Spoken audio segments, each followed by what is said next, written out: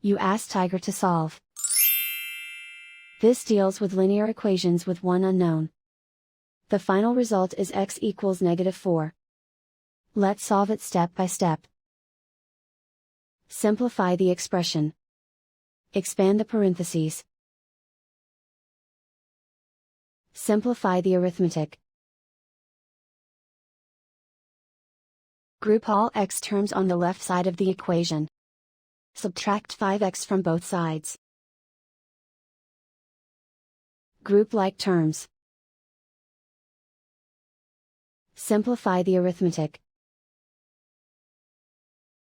Group like terms. Simplify the arithmetic. Group all constants on the right side of the equation. Add 6 to both sides. Simplify the arithmetic.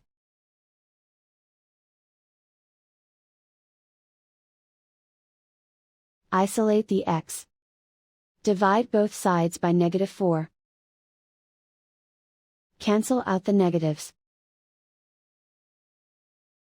Simplify the fraction.